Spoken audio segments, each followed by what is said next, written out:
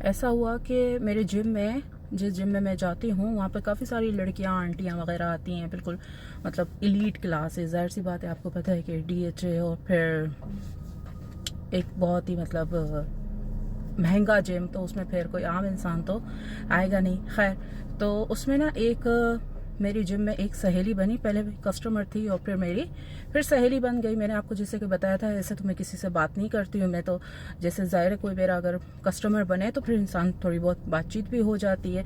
अब ऐसे कोई मैं रोड पे खड़े होकर किसी से बातचीत तो नहीं कर सकती ना, दोस्ती नहीं कर सकती।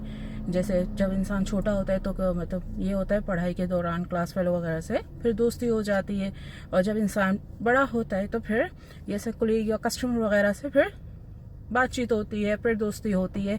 ये एक तरीक़ेकार होता है। खैर, तो वो मेरी पहले कस्टमर थी। मेरा हेयर प्रोडक्ट वगैरह ये वो काउंसलिंग सेशन लेती थी, और भी लोगों को मेरे कस्टमर बनवाए।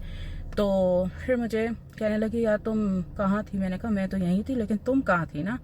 कहने लगी बस काम काम बिजनेस। अच्छा, यहाँ पर डीएचए में ये होता है ना, जो ज़्यादातर जो लड़कियां होती हैं वो बिजनेस करती हैं या जॉब करती हैं कि एज तक करती हैं, 25-30 तक करती हैं। इसके बाद ये होता है फिर बिजनेस करती हैं ना, शादी करे या ना करे। बट यहाँ ऐसा होता है कि लड़कियां अपना एक मतलब अच्छा सा सोर्स ऑफ इनकम बना लेती हैं। यहाँ ऐसा नहीं होता कि लड़कियां पैसों के लिए, सिर्फ पैसों के लिए शादी करें। वो अलग बात है, वो जो शॉर्टकट मारती हैं लड़कियां, कीप टाइप होती हैं, छुप के शादी करती हैं गरीब लड़कियां, और फिर लड़के उनको एक्सेप्ट करने से मना कर देते हैं। वो तो हटा दे, वो तो एक अलग ही कैटेगरी है। लेकिन जो सच्ची मुच्ची की जो अमीर होती है ना, रियल अमीर, जिनके पास जिंदगी में कोई टैलेंट होता है, पैसा होता है, तो वो ये करती हैं, वो बिजनेस करती हैं ना। शादी करें या ना करें वो उनकी अपनी चॉइस होती है। खैर, तो मैंने कहा तुम कहाँ थी? कहने लगी हाँ बस बिजनेस हो, ये वो मीटिंग्स वगैरह, तो मैं काफ़ी बिजी थी। तो मैंने कहा अच्छा। कहने लगी बहुत मतलब स्ट्रेस हो रहा है, बहुत ज़हनी तौर पे भी थक गई हूँ, मेंटल हेल्थ भी ख़राब हो गई है। तो कहने लगी तुम्हारा जैसे कोई ग्रुप है ना, रिलेशनशिप मेंटल हेल्थ वगैरह का, फ्रेंडशिप का, तो मैं उसकी मेंबरशिप लेना चाहती हूँ, तो बताओ मतलब क्या है ये वो। मैंने कहा उसमें 2 तरह की कैटेगरी है, एक मिडिल क्लास और गरीबों वाला ग्रुप है, और एक है अमीरों वाला ना। 2 तरह के, एक स्टैंडर्ड ग्रुप और एक बेसिक ग्रुप ना। तो कहने लगी अच्छा ठीक है। तो फिर ये हुआ कि मैंने उसको कहा कि ये तो मुझे पता था कि उसकी शादी नहीं हुई, उसने मुझे एक बार बताया था, काम के सिलसिले में बात हो रही थी।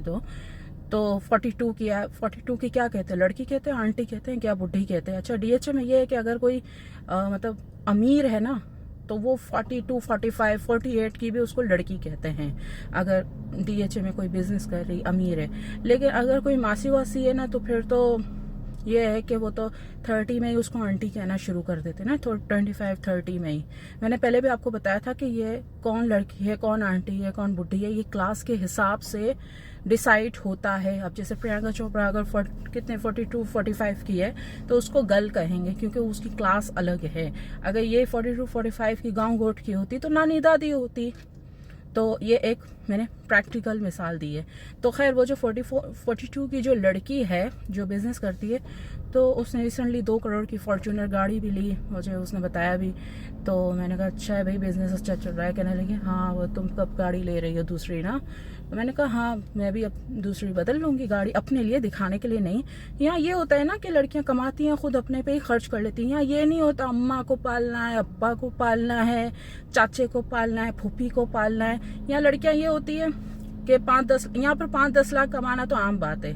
जो बिजनेस कर रही है, मैं उनकी बात कर रही हूँ, या बिजनेस या कोई बहुत अच्छी जॉब कर रही है, मैं प्रोस्टिट्यूट वगैरह की बात नहीं कर रही जो किसी की रखेल है।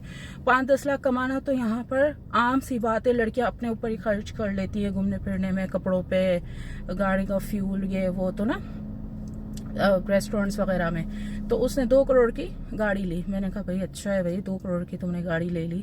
उसने मुझे दिखाया, कहने लगी बस मुझे ग्रुप में आना है, थोड़ी मेरी मेंटल हेल्थ अच्छी हो जाए।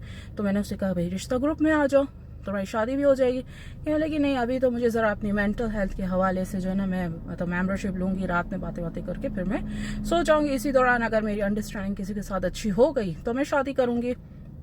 जैसे मैंने आपको बताया कि जो यहाँ पर डीएचए में या हाई सोसाइटी में लड़कियां जो शादियां करती हैं ना, उनका मकसद सिर्फ वो नहीं होता कि एक फाइनेंशियल सिक्योरिटी है, एक हस्बैंड मिल गया। यहाँ की लड़कियां जो है ना अंडरस्टैंडिंग करके शादी करती है, वो जो खुद कमाती है, मैं उनकी बात कर रही हूँ। वो नहीं कि किसी का अबू दर्जी है, किसी का अबू चौकीदार है, किसी का अबू क्या है, ड्राइवर है, मैं उसकी नहीं बात कर रही। यहाँ पर जो वेल सेटल्ड लड़कियां हैं, जिनके अपने बिजनेस है, अपने बैंक अकाउंट्स है, अपने नाम पे बिजनेसेस हैं, उस लड़की का अपना बंगला भी है, जो 42 की लड़की है उसका अपना बंगला भी है, अकेली रहती है। तो वहाँ यहाँ पर ये होता है कि पहले आप अंडरस्टैंडिंग करते हो, ठीक है, फिर इसके बाद अगर समझ में आए तो शादी कर लो, वरना फिर छोड़ दो, फिर दूसरे किसी से अंडरस्टैंडिंग कर लो। तो वहाँ पर ये होता है ना, मेंटल हेल्थ के काफ़ी मसले होते हैं। ज़ाहिर सारा दिन काम बिजनेस के हवाले से लोगों से मिल के मीटिंग्स करके इंसान ज़हनी तौर पे थक जाता है, एक तरीके से ज़हनी सुकून नहीं होता।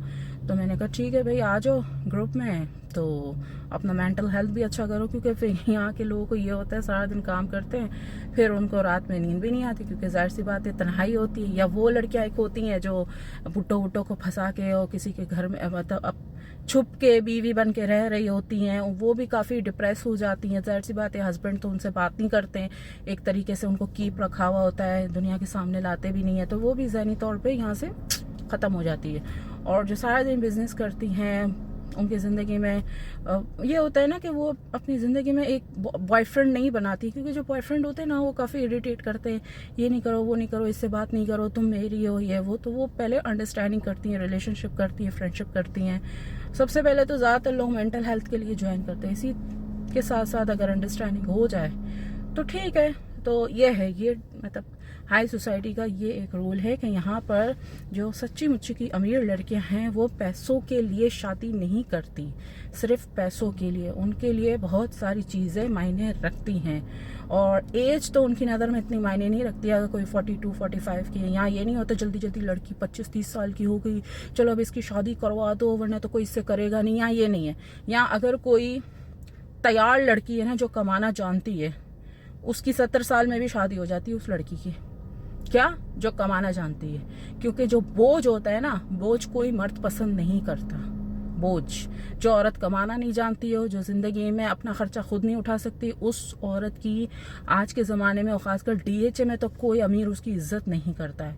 यहाँ के लोग सिर्फ उसी लड़की को सलाम करते हैं, उसी से ही हाथ मिलाना पसंद करते हैं, उसी को दुनिया के सामने लाते हैं या उसके साथ बैठना पसंद करते हैं जो खुद कमाती है, और उसी पे ट्रस्ट भी करते हैं।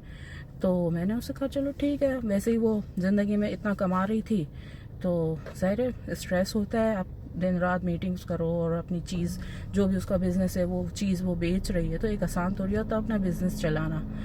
तो फिर ग्रुप का मैंने उसको मशवरा, काफ़ी सारे लोग होते हैं मेंटल हेल्थ के लिए ग्रुप में आते हैं कि भाई हमें ग्रुप में आना है। तो आपको भी अगर मेरा ग्रुप ज्वाइन करना है तो ईमेल के जरिए मुझे कांटेक्ट कर सकते हैं। मेरा व्हाट्सएप चैनल ब्लू टिक वाला फॉलो कर लीजिए, वहाँ पे सब अपडेट आती रहती है। पेड ग्रुप है, ईमेल के जरिए आप कांटेक्ट कर सकते हैं। हाँ, आपकी दिल की धड़कन स्टार ऑफर।